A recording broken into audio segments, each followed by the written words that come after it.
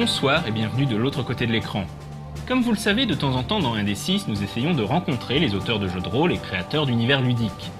Aujourd'hui, c'est un grand honneur et une grande fierté pour nous de recevoir l'écrivain Mathieu Gabory, qui est venu nous parler des Chroniques des Féales, un jeu de rôle adapté de son œuvre qui vient de sortir aux éditions Sans Détour. Moi, Mathieu Gabory, je suis romancier, je suis auteur de jeux de rôle. J'ai bossé dans le jeu vidéo en tant que scénariste. Voilà, mes activités principales, c'est avant tout d'écrire sur l'imaginaire. Voilà, artisan de l'imaginaire, pour faire simple. J'ai grandi avec le jeu de rôle et c'est lui qui m'a donné en fait les armes pour affronter l'imaginaire. Et à la suite de quoi, en fait, il se trouve que j'ai publié un premier jeu de rôle qui s'appelait donc Écrime, qui était du steampunk, avec Guillaume Vincent, on avait coécrit ensemble. Et ça nous a permis de rencontrer en fait les gens de Casus Belli à l'époque, donc qui était dirigé par Didier Guénérix. Et à travers Casus Belli, on a rencontré des gens de Multisim, et Multisim, donc maison d'édition de jeux de rôle à l'époque.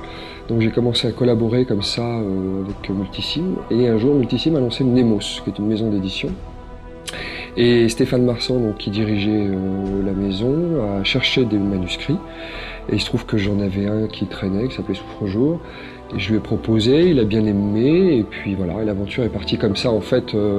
Donc c'est à travers le jeu de rôle m'a permis en fait de rencontrer le milieu de l'édition, par chance, énormément de chance.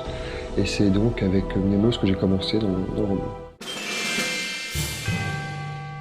La trilogie des Féales, moi je l'ai donc faite aux éditions Bragelonne. Cette trilogie est née d'une volonté avec Stéphane d'essayer d'approcher une forme de littérature à l'anglo-saxonne. Mais ça a été pour moi une expérience assez forte en fait, du point de vue d'écriture, parce que comme ça arriver à canaliser en fait son imaginaire, essayer de lui donner une forme plus aboutie ou plus alanguie presque, tu vois. Quand on fait, moi j'appelle ça le repas de noisettes, je le dis souvent, mais un anglo-saxon va savoir te faire 30 pages où ils sont dans les bois, ils s'arrêtent, ils bouent des noisettes, il se passe rien, si ce n'est que les personnages finalement interagissent et puis se développent et puis existent mieux, quoi, parce qu'ils sont dans le détail, ils sont dans le quotidien, ils sont dans des choses plus appréhendables pour un lecteur et ça repose en fait. C'était aussi pour moi l'occasion d'aborder un thème qui m'est très cher, c'est-à-dire le mimétisme. Donc la transformation, comment un corps peut changer, comment un corps peut approcher de l'animalité, en tirer à la fois puissance et fragilité. Voilà, c'était surtout ça, les Chroniques des Féales. Alors le projet jeu de rôle Féal, il est né en fait dans une convention de jeu de rôle, au Chimériade, une très très belle convention que je conseille d'ailleurs à tous, organisée par Philippe Auribeau. Et cette convention, en fait, j'ai rencontré des gens du Souffre-jour, qui est en fait une association qui s'est créée dans le sillage d'Agone. Et certains d'entre eux sont venus me voir, Fabien Dupont, Jérôme Isnard, ils sont venus me voir en me disant pourquoi on ne ferait pas un jeu de rôle sur les Féales. J'ai fait, c'est gentil de proposer déjà. Et puis après, on a commencé tranquillement à bosser, à prendre des notes, à se voir, à se parler, à dire est-ce que ça peut faire un jeu de rôle, est-ce que ça mérite de faire un jeu de rôle. Il y avait une envie, tout simplement, il y avait une envie comme ça de gens passionnés. Donc moi j'étais honoré de ça. Et puis à la suite de quoi, on a commencé en fait à essayer de concevoir l'intention, encore une fois, autour du jeu de rôle Féal, qu'est-ce que ça allait dire, de quoi ça allait parler, et pourquoi ça devait exister en fait. Quand tu livres un univers comme ça, qui a d'abord été un roman, déjà tu sais que tu l'abandonnes, donc tu sais que tu vas fermer ta gueule aussi. C'est-à-dire qu'il y a un moment où il va falloir dire « Ok, là-dessus, je suis pas foncièrement d'accord, ça ne correspond pas tout à fait à ce que je m'en faisais. » Mais encore une fois, c'est un travail d'équipe, donc il faut un peu d'humilité, il faut surtout beaucoup de patience pour que ça se concrétise dans tous les endroits qui n'ont pas été effleurés, dans les endroits aussi qui précisément dans le roman ont été un petit peu balancés comme ça, sans trop réfléchir. Maintenant, il faut unifier, parce que En fait, le roman, c'est une pelote de laine. Pour le jeu de rôle, tu vas la faire défiler jusqu'au bout. Donc, il faut créer une cosmogonie cohérente pour que le roman existe. Et juste après, qu'il y ait un jeu de rôle avec toute l'ampleur qu'on peut lui donner. Donc, non, ce qui est bien, en fait, c'est que le roman est une chose et que le jeu de rôle va ouvrir plein de nouvelles possibilités et surtout, ouvrir vraiment les chakras à fond les ballons, quoi.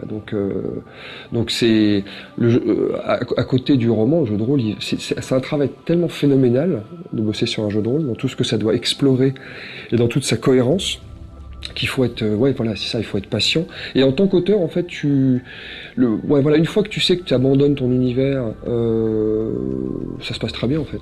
Ça se passe très bien. Le problème que j'ai vécu à l'inverse, c'est qu'après, ça devient très très dur de revenir dessus via un roman.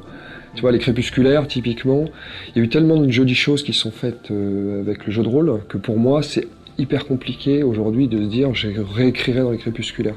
Parce qu'on m'a beaucoup demandé. Mais c'est dur, quoi.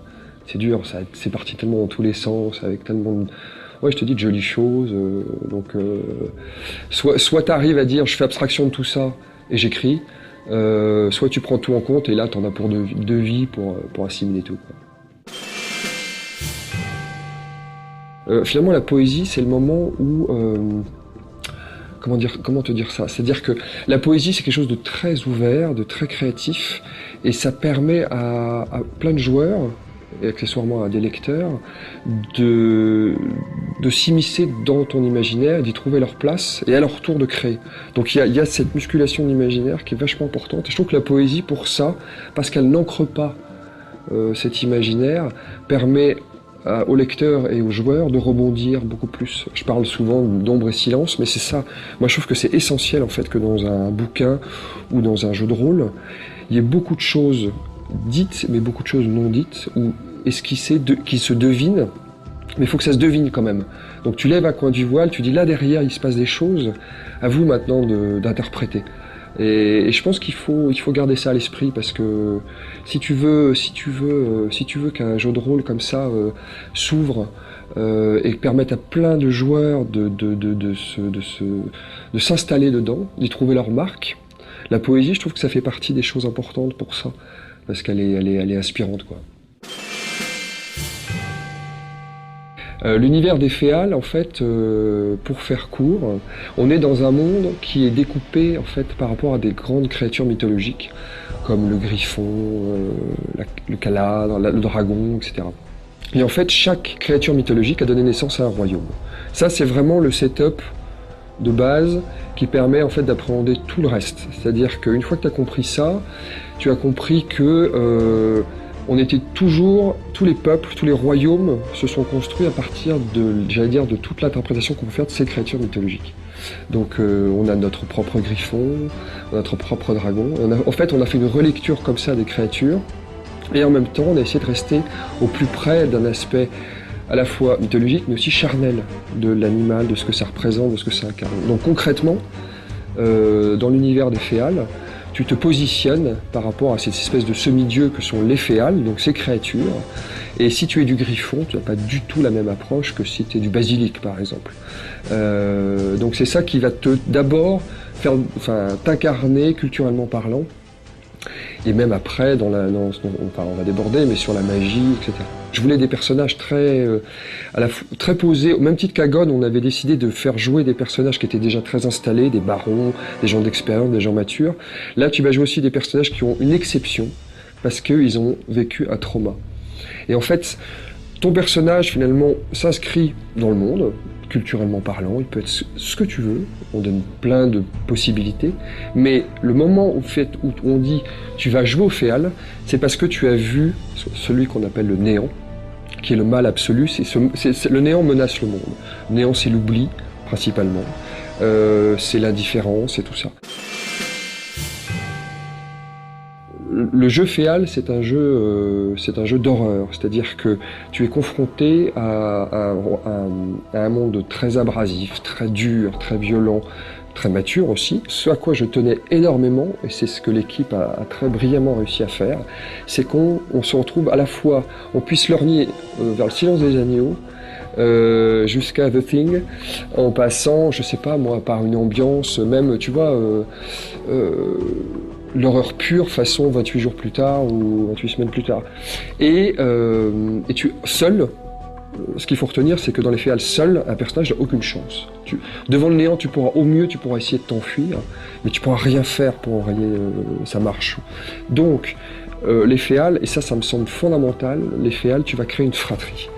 D'abord, une fratrie qui se retrouve autour de ce rêve commun, ce trauma commun, et à la suite de quoi, avec cette fratrie, vous allez essayer de dépasser toutes vos différences. Parce que, en fait, on est encore une fois dans un Dark Fantasy, donc on a des cultures très marquées. Il va falloir dépasser tout ça.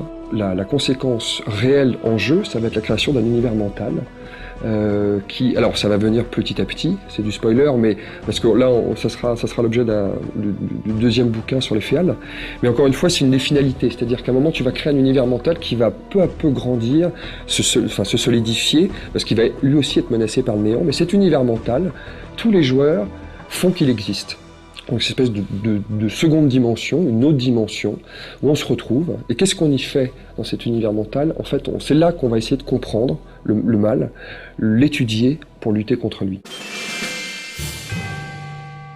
Un grand merci à Mathieu Gabory pour cette interview. Nous aurons l'occasion de reparler des chroniques des Féal et leur univers sombre et intrigant avec une critique en bonne et due forme du jeu dans une future émission. Quant à moi, je vous dis à dans 2 semaines, et d'ici là, jouez bien!